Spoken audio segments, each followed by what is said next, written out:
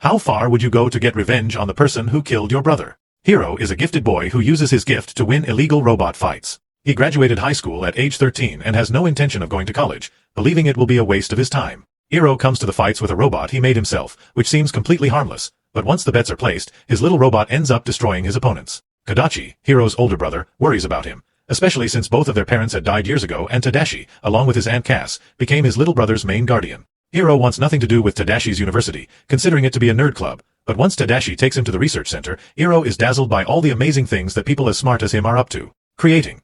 There Hiro meets Gogo Wasabi and Honey Lemon and also meets Fred, who is definitely not bright, but he is very cool. Tadashi shows Hiro the project he is working on, a personal medical assistant named Baymax. Baymax is a robot who takes care of his patient's health and tries to help them get in great shape. This automatically turns on when you hear someone exclaim in pain and can only be turned off when you hear your patient say, "I'm satisfied with my care." Professor Callahan enters to greet Tadashi. He looks at Hiro and tells him that he has a very good robot. He tells him that his daughter loved those robots when she was a child. Hiro, very confident, tells Callahan that he used magnetic bearing servo controllers and that if he wants he can show him how he put them together, but Tadashi tells him, "Hey genius, he invented them," and Hiro realizes who he is talking to, one of the best scientists in the world. Country. Upon leaving school, Hiro has a new dream, to be part of that program. He tells his brother, "If I don't enter this school I will go crazy," and Tadashi knows that he did something right. Hiro starts working on a project for the student exhibition. If he manages to present a project that dazzles Callahan, he will be in the program, but he has a mental block. He doesn't know what to present. Tadashi tells him, "I won't lose my faith in you," and inspires him to use his brilliant method to see things from a new angle, and a great idea comes to Hiro.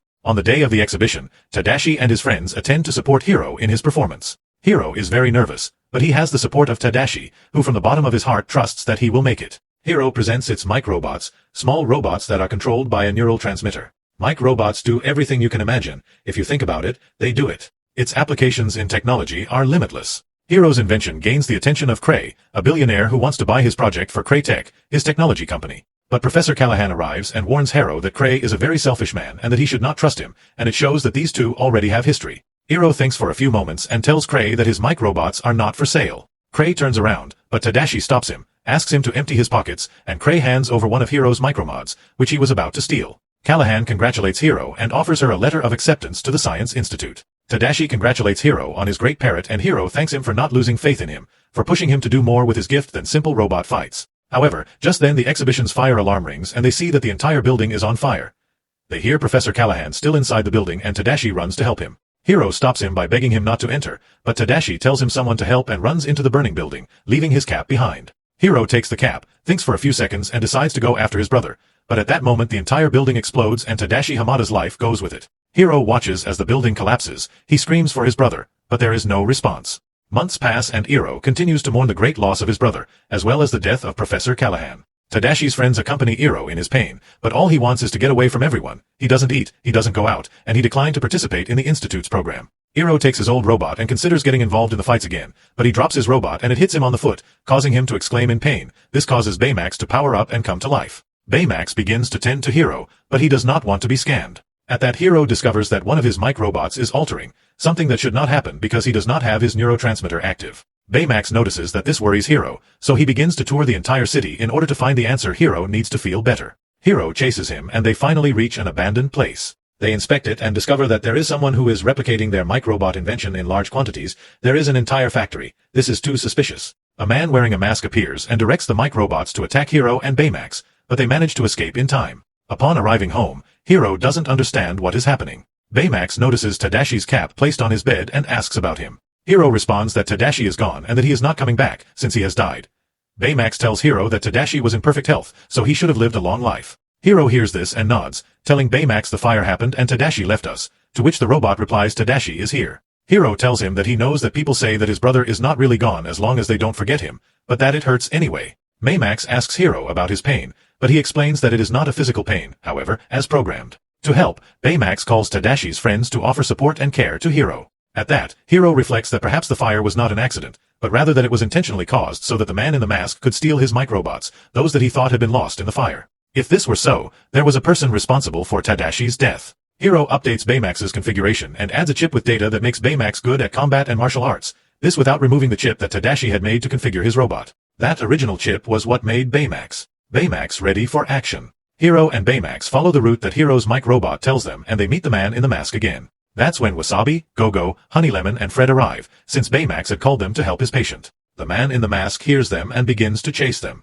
They all run for their lives and manage to escape in time when everyone is safe. Hero explains everything he knows, and Fred has a theory about who the man in the mask is. Ollie Star Cray, the billionaire, since he wanted from the beginning. He wanted to steal Hero's invention. Baymax then tells them that he scanned the man in the mask and knows certain characteristics about him that can help find him, such as his blood type. From here they get the idea of equipping Baymax with wings, a large sensor so that he can scan the entire city at the same time, and they also get the idea of equipping the entire group of friends. Everyone is nervous since they are just scientists, not superheroes, but they remember Tadashi, their best friend, and they would really do anything for him and his little brother. The plan is to find the man and remove his mask, since that is where the neurotransmitter with which he controls the microbots resides, and with that discover who is responsible for Tadashi's death. Baymax scans the entire area and finds a match on an island. Everyone heads there, lands and finds a room with security recordings, in which Ollie Star Cray appears directing one of Cray's projects that sought to teleport people and objects from one portal to another. The video features a woman named Abigail, the first human pilot to test the teleporter. She boards the ship, and at that moment one of the scientists notices an irregularity in the system.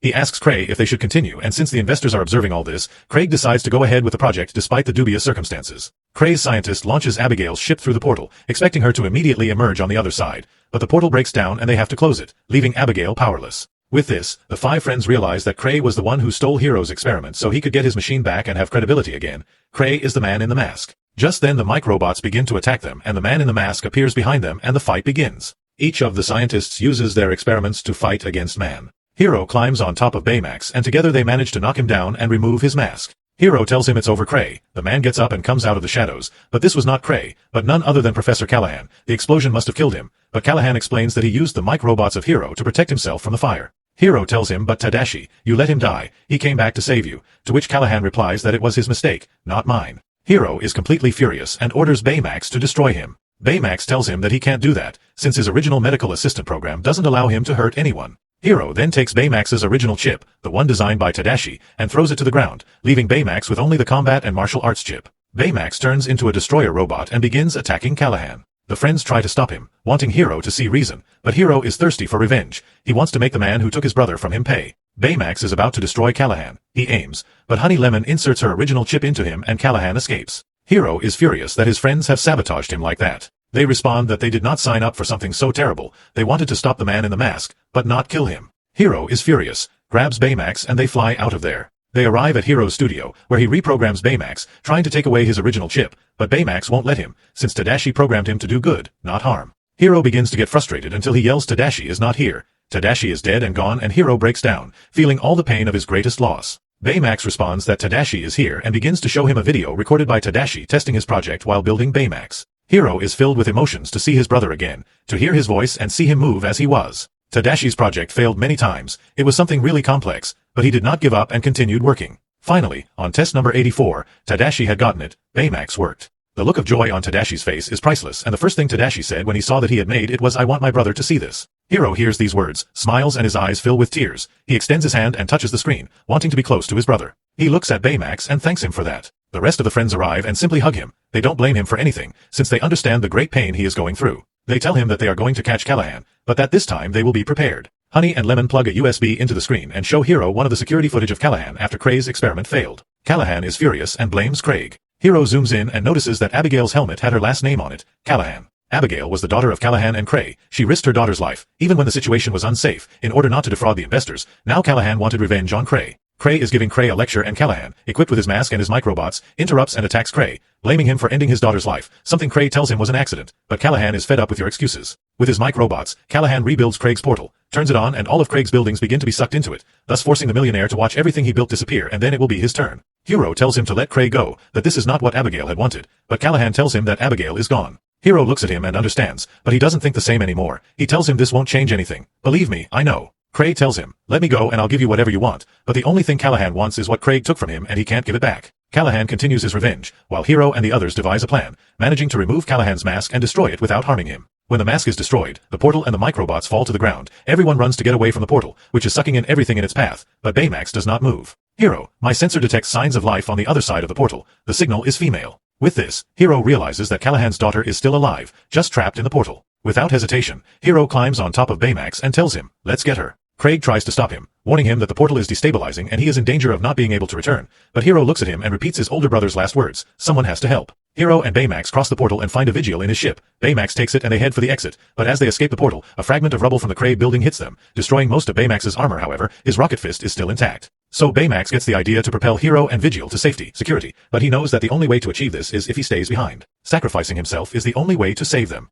Baymax asks Hiro to deactivate it so he can stay behind, but Hiro is horrified by the idea, telling him that he won't leave him behind, that he can't lose him too. Tenderly, Baymax explains that this is the only way to survive. He assures Hiro that no matter what happens, he will always be with him. Through tears, Hiro hugs his partner and with great sadness recites the command to begin Baymax's deactivation. I am satisfied with my care. With these words, Baymax activates his rocket fist and sends Hiro and Vigil back to the other side of the portal, while he stays inside it. Then the portal explodes. The rest of the friends see Hiro coming and celebrate, but freeze when they realize that Baymax did not cross with him. Abigail arrives safely, while Callahan is taken by the police to answer for his crimes, which included causing the fire that took Tadashi. The news celebrates the work of mysterious heroes who saved everyone from a great catastrophe. Hiro joins his friends and attends the university program, where he hangs up Tadashi's cap to remember his brother and be inspired to work hard. He also places Baymax's rocket fist in his study, but notices that there is something hidden in it, the original chip that was designed by Tadashi, the one who made Baymax. Hiro runs to rearm Baymax. He exclaims in pain and Baymax lights up and Hiro couldn't believe it. He had his friend back and gives him a hug full of affection. Tadashi always dreamed of helping people and Hiro and his friends would be in charge of making his dream come true. If you liked the video, don't forget to subscribe and activate the bell. See you in the next video.